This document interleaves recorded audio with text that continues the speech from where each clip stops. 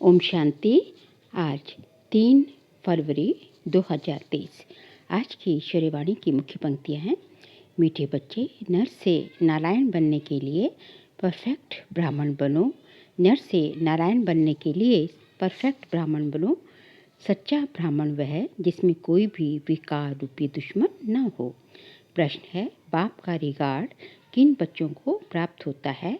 समझदार कौन है? उत्तर है, बाप का रिगार्ड उन्हें मिलता जो यज्ञ का हर एक कार्य रिस्पॉन्सिबिलिटी से करते हैं, कभी गफलत नहीं करते। पावन बनाने की रिस्पॉन्सिबिलिटी समझ इसी सेवा पर तत्पर रहते हैं। चलन बहुत रॉयल है, कभी नाम बदनाम नहीं करते, ऑलराउंडर हैं। समझदार वह है जो फुल पास होने की कोशिश करते हैं, कभी दुखदाई नहीं बनते, कोई भी उल्टा कार्य नहीं करते। गीत है, आज नहीं तो कल बिखरेंगे ये बादल। ओम शांति।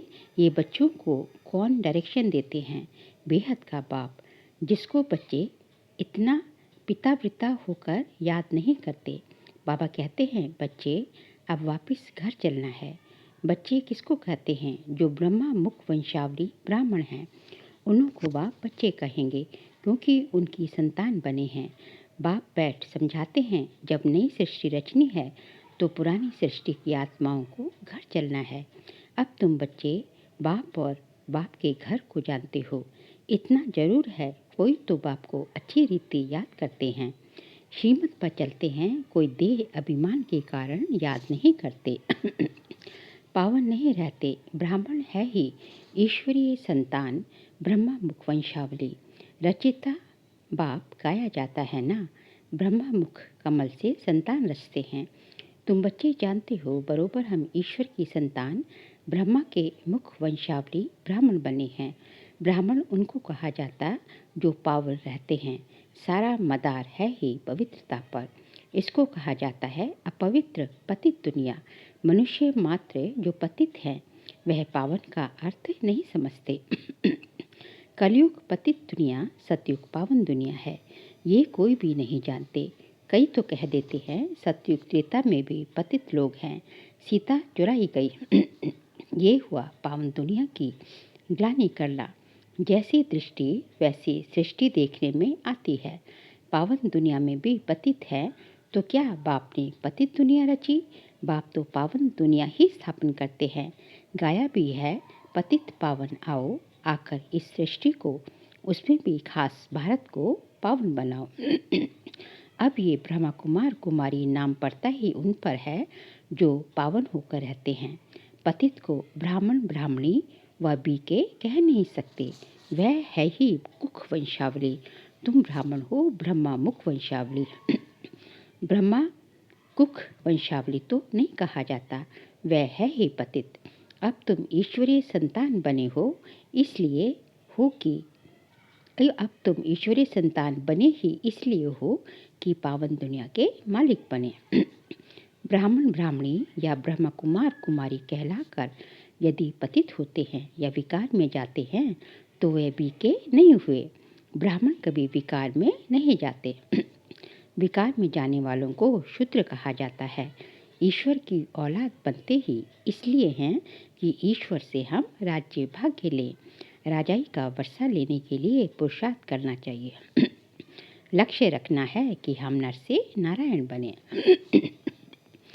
तुम बच्चे जानते हो कि नंबर 1 है काम, सेकंड नंबर है क्रोध। क्रोध आदि का भूत रह जाता तो वह पूरे वर्षे के लायक नहीं बनते। कहा जाता है ये काम व क्रोध के भूतवश परवश हो गया। बाप को याद न करने के कारण रावण के वश हो जाते हैं। ऐसे क्रोधी व कामी नर से नारायण पद पा नहीं सकते। यहाँ चाहिए परफेक्ट ब्राह्मण। बाबा समझाते हैं, पहले नंबर का भूत आता है देह अभिमान। अगर देही अभिमानी हो बाप को याद करते रहें तो बाबा भी मदद करते हैं। जो जितना याद करते हैं उतनी उनको मदद मिलती है। ब्राह्मण सच्चा वह है जिसमें ये विकार रूपी दुश्मन न हो। मुख्य देह अभिमान के कारण ही और दुश्मन आ जाते हैं। ये भारत शिवालय था, तब दुख की कोई बात नहीं थी। ये मनुष्यों को पता ही नहीं है। वह तो कह देते हैं माया भी है ही, ईश्वर भी है ही। अरे ईश्वर अपने समय पर आता, माया अपने समय पर आती। आधा कल्प है ईश्वरीय राज्य, आधा कल्प है माया का राज्य। ये समझाने शास्त्रों में नहीं है। वह है ही भक्ति मार्ग। ज्ञान का सागर एक ही बाप है जिसको पतित पावन कहा जाता है। जो बाप को याद नहीं करते उनसे पतित काम जरूर होते ही रहेंगे। उनको ब्राह्मण ब्राह्मणी कह नहीं सकते। बड़ी सूक्ष्म बातें हैं। शिव बाबा को याद नहीं करेंगे तो वर्षा कहाँ से मिलेगा। फिर उनको इस पुरानी दुनिया के मित्र संबंधी आदि याद आते हैं। अच्छी रीति बाबा को याद करेंगे तो बाबा भी मदद करेंगे। तुम कहाँ मुरली चलाने में मूंझ जाएंगे तो भी शिव बाबा प्रवेश कर आए मुरली चलाएंगे। बच्चों को पता ही नहीं पड़ता कि शिव बाबा आकर मदद करते हैं। समझते हैं हमने आज अच्छी मुरली चलाई। अरे आज अच्छी चलाई, कल क्यों नहीं चलाते थे। तुमको ये भी पता थोड़ी ही पड़ता है। शिव बाबा बोलते हैं या ब्रह्मा बोलते हैं। शिव बाबा कहते हैं बच्चे तुम मेरी ईश्वरीय औलाद हो, मेरे को याद करो, ऐसे और कोई कह ना सके। मैं ही इनमें प्रवेश कर कह सकता हूँ। मैं ज्ञान का सागर हूँ। तुम ज्ञानी तो आत्मा बन रहे हो, तो जो बाप से योग रखते हैं तो बाप भी आकर उनको मदद करते हैं। देह अभिमान याद थोड़ी ही करेंगे। बाबा को जरूर याद करना है। अहंकार नहीं आना चाहिए। मैंने अच्छी मुरली चलाई नहीं, समझना चाहिए शिव बाबा ने आकर जब मुरली चलाई। घड़ी घड़ी शिव बाबा को याद करना चाहिए। बहुत बच्चे हैं जो पूरा याद नहीं करते तो कर्म भोग मिटता नहीं, बीमारियां आ जाती हैं, विकर्म विनाश नहीं होते। बच्चों को बाप के साथ योग लगाना है। हम राजयोगी हैं, बाप से राजाई लेनी है। हम नर से नारायण बनेंगे। दिल में समझना है मैं इतना पढ़ता हूँ जो सूर्यवंशी में जाऊँ। ऐसे नहीं, पहले दास दासी बन फिर राजाई पाए। बाप को याद करने से बाबा की मदद मिलेगी, नहीं तो कुछ ना कुछ पाप नुकसान आदि होता रहता है। वह दुखदाई बहुत बनते हैं। लक्ष्मी नारायण तो सुखदाई है ना। समझदार बच्चे कोशिश करेंगे फुल पास होने की। ऐसे नहीं जो मिला सो ठीक, हर बात में ऑलराउंड पुरुषार्थ करना चाहिए। ऐसे भी नहीं कि ये काम इतना है, इनका है, हम क्या करें। बाबा ऑलराउंड काम करते हैं ना। बच्चों की चलन ठीक नहीं रहती तो फिर नाम बदनाम कराते हैं। बाबा कहते हैं मेरा बनकर और फिर उल्टा काम करते हो तो पद भ्रष्ट हो जाता है। ऐसा मत समझो कि ब्रह्मा बाबा डायरेक्शन देते हैं। शिव बाबा याद रहना चाहिए। बच्चों को समझना है दुनिया को पावन बनाने का बोझा सिर पर है। हम रिस्पॉन्सिबल हैं। भारत को पावन बनाने की बहुत बड़ी रिस्पॉन्सिबिलिटी है। यज्ञ का हर एक कार्य रिस्पॉन्सिबिलिटी से करना है। कोई गफलत ना हो, तब बाबा भी रिगार्ड देंगे। नहीं तो धर्मराज ऐसी सजा खिलाते हैं जो कभी जेल में भी नहीं खाई होगी। इसलिए बाबा कहते हैं विनाश होने के पहले सब विकर्म योग से भस्म करो। नहीं तो जन्म जन्मांतर के विकर्मों की सजा धर्मराजपुरी में बहुत खानी पड़ेगी। इसलिए गफलत मत करो। ये अंतिम जन्म है, फिर तो जाएंगे ही स्वर्ग में। मोचरे खाकर फिर प्रजापत पाना, इसको पुरुषार्थ नहीं कहा जाता। उस समय त्राही त्राही करना पड़ेगा। ये भी बाप साक्षात्कार कराएंगे कि बार बार समझाया था ब्राह्मण बनना कोई मासी का घर नहीं है। ईश्वर का बच्चा बनते हो तो फिर कोई विकार नहीं होना चाहिए। इसमें भी काम महाशत्रु है। जो कामवश हो जाते हैं उन्हें ब्राह्मण नहीं कह सकते। माया बहुत पिछाड़े देगी, माया बहुत पिछाड़ेगी, परंतु कर्मेंद्रियों से कोई काम नहीं करना है। फेमिलियरिटी का हल्का नशा ये भी माया का नशा है। बाबा ने समझाया है इससे भी बोझा चढ़ जाएगा। तुम व्यभिचारी बन गए। ईश्वरी औलाद में ये काम क्रोध आदि शैतान थोड़े ही होते हैं। वह शैतानी आसुरी गुण हैं। बहुत हैं जो ईश्वर के बनते फिर माया के बनंती हो जाते हैं। देह अभिमान में आ जाते हैं।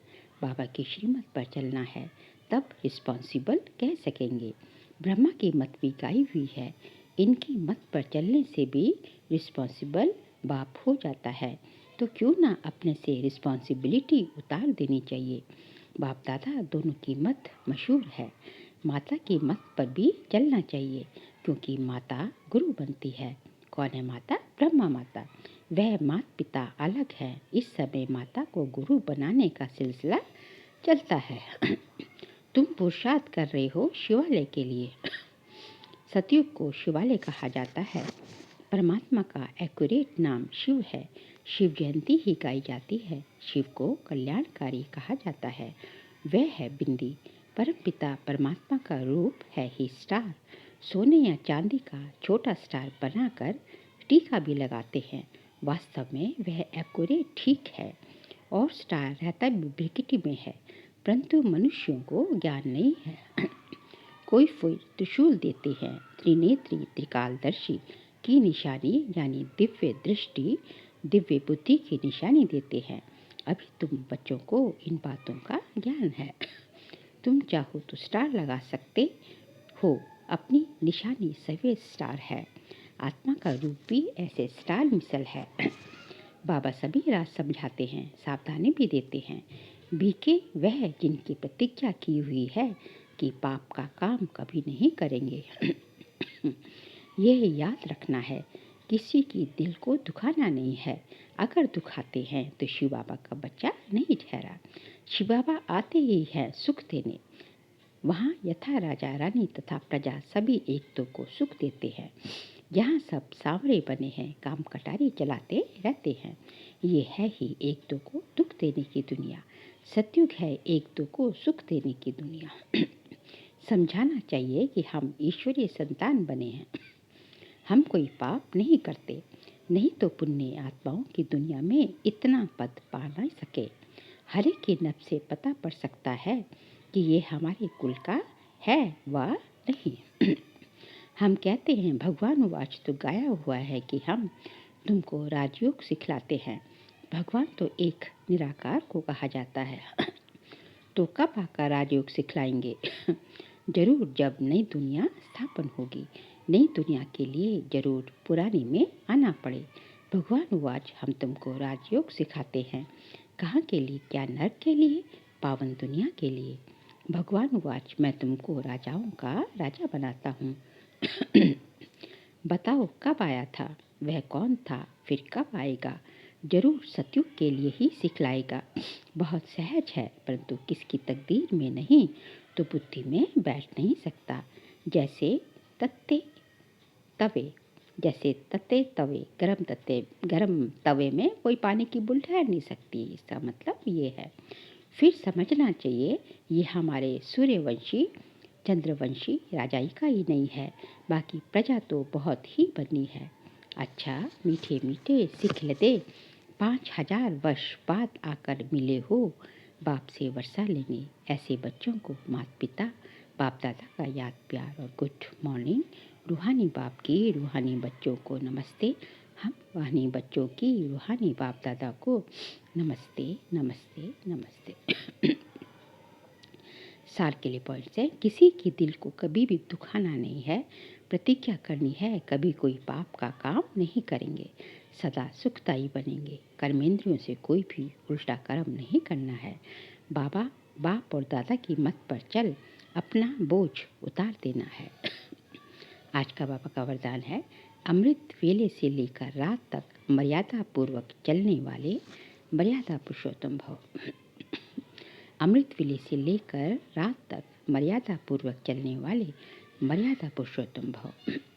संगम युग की मर्यादाएं ही पुरुषोत्तम बनाती हैं, इसलिए मर्यादा पुरुषोत्तम कहा जाता है।